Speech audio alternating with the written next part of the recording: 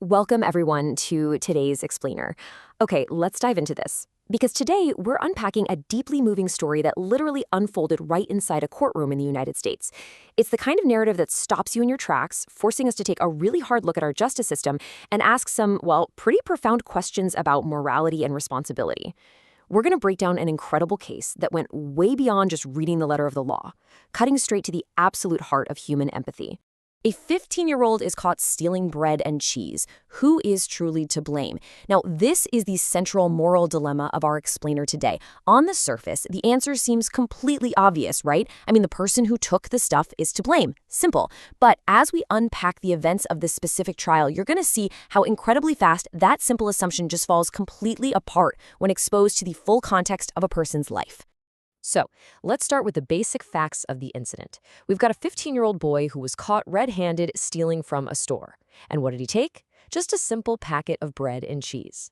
Now, it didn't end exactly there. When he was confronted, he tried to run from the store guard. And during that frantic escape attempt, he actually ended up breaking a store shelf. If you're sitting in a courtroom looking at this docket, it looks like a textbook open and shut case of petty theft combined with property damage. You know, a young kid making bad choices, causing a disturbance, breaking things. Pretty straightforward, right? But the judge presiding over this case? Well, he decided to look just a bit past the surface of the crime. He kicks off this rapid-fire interrogation, starting with a very direct question. Did you truly steal the packet of bread and cheese? The judge isn't just checking a box for a guilty or not guilty plea here. He's actively searching for the actual reality of the situation. The boy just looks down, totally avoiding eye contact, and gives this stark, incredibly honest admission. He simply says, yes.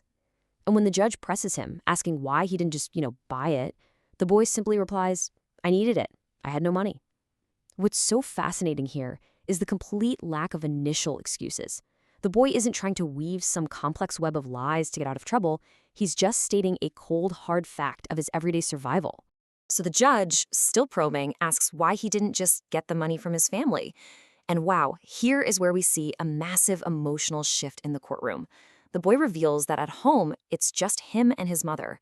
She's sick and she's unemployed. He confesses, I stole for her. Suddenly, this isn't a case of some rebellious teenager just looking for a thrill.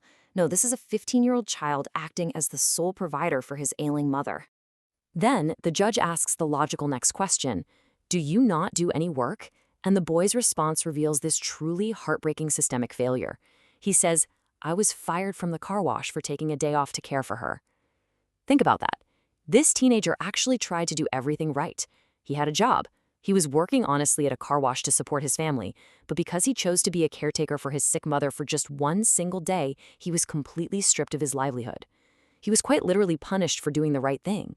The judge asks one final piercing question. Could you not have asked someone for help?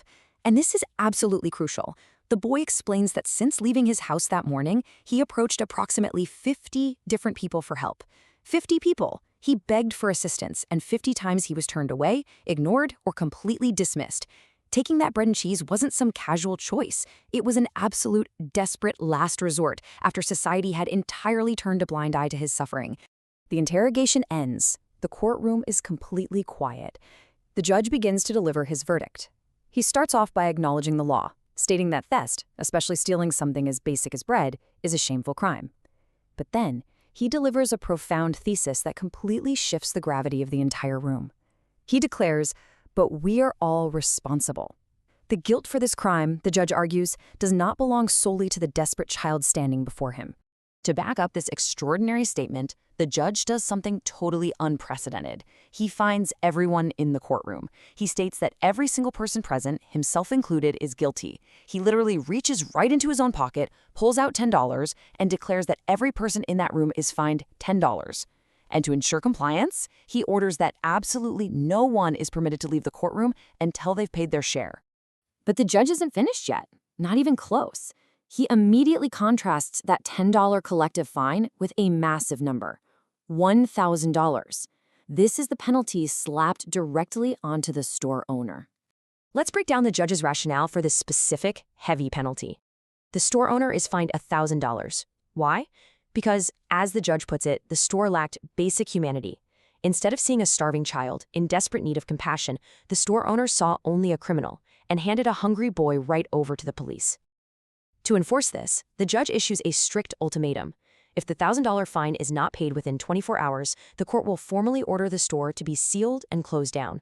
This brings us to the resolution of the case, which unfolds in 3 unbelievable steps. First, the $10 fines are systematically collected from every single spectator, lawyer, and officer in the courtroom. Second, that entire collected sum is awarded directly to the boy. But it's the third step that is truly staggering. The court, the very institution designed to punish him, formally apologizes to the boy, asking for his forgiveness on behalf of a society that had completely failed him. The atmosphere in that room following the verdict is just overwhelming. Spectators who had just been fined are openly weeping, completely moved by the sheer humanity of the ruling. The 15-year-old boy, clutching the money that will finally feed his sick mother, is sobbing uncontrollably, his eyes just fixed on the judge. And the judge? He stands up and quietly steps out of the courtroom, doing his absolute best to hide his own tears from the public. And this brilliantly illustrates the core theme of our explainer today, collective conscience. This is the shared responsibility of a society for the well-being of its most vulnerable members. You see, the judge's ruling wasn't just some legal maneuver. It was a profound philosophical statement. It argues that a society's true health is measured not by its wealth, but by how it treats its lowest, most desperate citizens. When a child has to ask 50 people for help and receives absolutely none, the resulting crime is a failure of the community, not just the individual. Now, what's really interesting is how we can frame the 2 opposing views we've been exploring. On one hand, we have individual blame. This is the strict letter of the law. You break a rule, you do the time, regardless of the context. It's rigid. But on the other hand, we have collective responsibility. This is the empathetic approach the judge took. It requires looking at the root causes of an action, things like systemic poverty, unemployment, and illness, and recognizing that society actually plays a huge role in creating the conditions for that crime. Which brings us to the final thought of this explainer. I really want you to sit with this question for a moment. Is our society, system, and court truly ready for such a decision? If every single judge ruled with this level of empathy, demanding collective responsibility over simple punishment, would our current systems even function? Or would it force us to finally build a society that doesn't let a 15-year-old boy beg 50 people for food in the first place? Thank you so much for joining me for this explainer, and I really hope this leaves you with something profound to think about today.